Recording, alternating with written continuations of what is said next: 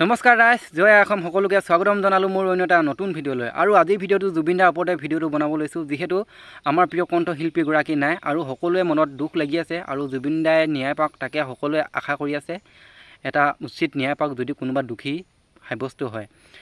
তাৰ সমান্তৰালভাৱে সামাজিক মাধ্যমত আপোনালোকে দেখিবলৈ পাব এচাম দানৱমুখী, এচাম চৰিত্ৰহীন আৰু কাৰো দুখ মৰম বুজি নোপোৱা, সমাজ কলংকিত কৰা এচাম ব্যক্তিয়ে নিজকে সামাজিক মাধ্যমত বা ছ'চিয়েল মিডিয়াত প্ৰতিষ্ঠা কৰিবৰ কাৰণে কেইটামান ভিউজৰ লালসাত এনেকুৱা ধৰণৰকৈ জুবিন দাক প্ৰতিষ্ঠা কৰিছে। ভিডিঅ'ত মৃত অৱস্থাত থকা মানুহজনকো সেই জীৱিত নিচিনা বনাইছে। এয়া ব্যৱহাৰ কৰি এই কুখ্যাত লোকসকলৰ ওপৰতো অসম প্ৰশাসনে বা চৰকাৰে ব্যৱস্থা ল'ব লাগে বুলি ভাবোঁ। তদন্ত চলাই পেলাই কোনে এনেকুৱা ধৰণৰ এই জুবিন দাক বিকৃত অৱস্থাত কৰিব বিচাৰিছে, মৃত্যু অৱস্থাটো এনেকুৱা ভিডিঅ' বনাইছে। প্ৰথমে এই ভিডিঅ'কেইটা চাই লৈছোঁ ৰাইজ।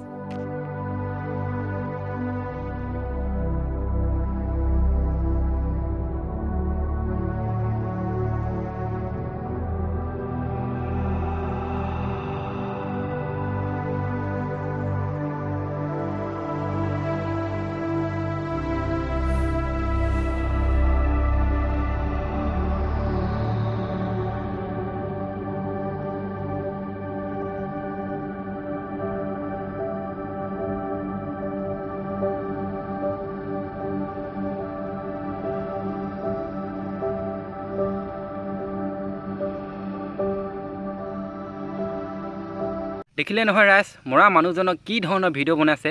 মৰা মানুহজন চকুকেইটা উঠি পেলাই এনেকৈ হাঁহি দেখাব পাৰে জানো? আকৌ তাৰপিছত উঠি পেলাই সাগৰত দৌৰাটো তাৰ দেখিলেই আপোনালোকে কেনেকুৱা ধৰণৰকৈ ভিডিঅ' বনাইছে।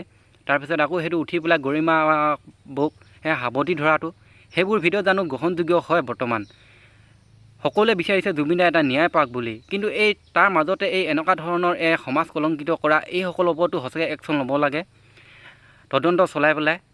আৰু এজন চাওক এই ভিডিঅ'টো।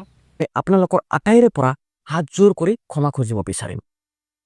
হয়, আমি ভুল কৰিছোঁ আৰু তাৰে বাৰু কাৰণে মই আজি আপোনালোকৰ আগত এনেকৈ বহি হাত জোৰ কৰি ক্ষমা বিচাৰিছোঁ। আইবিনিক গীতত কপিৰাইট ক্লাইম লগোৱাৰ আগতে হয়তো আমাৰ জুবিনদাৰ পৰিয়ালৰ ফালৰ পৰা অথবা জুবিনদাৰ পত্নী গৰিমা বাৰ ফালৰ পৰা বাৰু পাৰ্মিশ্যন ল'ব লাগিছিলে। মই বুজি পাওঁ জুবিন দা আমাৰ সকলোৰে ইমোশ্যন আৰু জুবিন দা সকলোৰে ইমোশ্যনত জড়িত হৈ আছে। বহুতে ফোন কৰিছে, বহুতে মেছেজ কৰিছে, বহুতে বেয়াকৈ গালিও দিছে। এতিয়া আমি ৰিয়েলাইজ কৰিছোঁ যে আমাৰ মায়াবিনী গীতত আমি যি উদ্দেশ্যেৰে কপিৰাইট ক্লেইম নলগাইছোঁ কিয়, কিন্তু তাৰ আগতে জুবিন দাৰ পৰিয়ালৰ ফালৰ পৰা আমাৰ পাৰ্মিশ্যন ল'ব লাগিছিলে। সমগ্ৰ অসমৰ যি দল সংগঠনসমূহ আছে সকলৰ সন্মুখত হাত জোৰ কৰি ক্ষমা বিচাৰিছোঁ আৰু ভিডিঅ'টোৰ মাধ্যমেৰে ক'ব বিচাৰিম বা প্ৰতিশ্ৰুতি দিব বিচাৰিম এক ধৰণৰ যে এনেকুৱা ভুল ভাইটি মিউজিক কোম্পানী বা মোৰ ফালৰ পৰা কোনোদিনো আপোনালোকে দেখা নাপাব। ভুল হ'ল, ক্ষমা প্ৰাৰ্থনা খুজিছোঁ বুলি যে অসমবাসীৰ ওচৰতে হাত জোৰ কৰি নমস্কাৰ কৰি যে সেই ক্ষমা প্ৰাৰ্থনা ভিক্ষা মাগিছে। প্ৰথমেই সি যিটো কাম কৰিছে মায়াবিনী জুবিন দাৰ মায়াবিনী গীতটোত কপিৰাইট লগাইছে বোলে। প্ৰথমে ভাবি নাপালে আৰু এতিয়া হ'লে কথাটো গম পাই ভাবি পাইছে আৰু নিজকে এতিয়া মই ভুল কৰিছিলোঁ বুলি ক্ষমা খুজিছে। ক্ষমা খুজিলেই জানো আমি ক্ষমা কৰি দিব লাগে?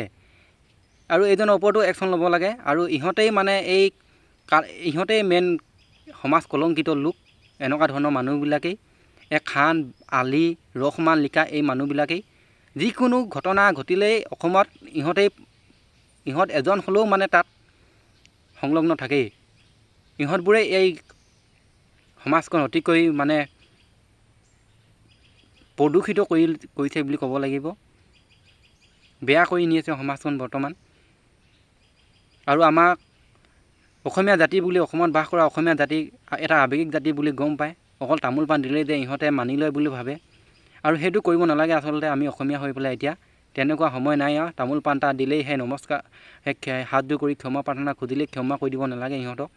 ইহঁতকো ভৰাব লাগে জেলত, অথবা ৰাজহুৱাভাৱে শাস্তি বিহিব লাগে সিহঁতক। দিনক দিনে ইহঁতৰ আমি দেখিবলৈ পাই আহিছোঁ ইহঁতৰ মানে উৎপাত বাঢ়ি গৈছে সকলোতেই। জঘন্য কাণ্ড কুকৰ্মবিলাকতে ইহঁতেই যিহেতু জড়িত থাকে আৰু সমাজখন দিনক দিনে প্ৰদূষিত কৰি আছে।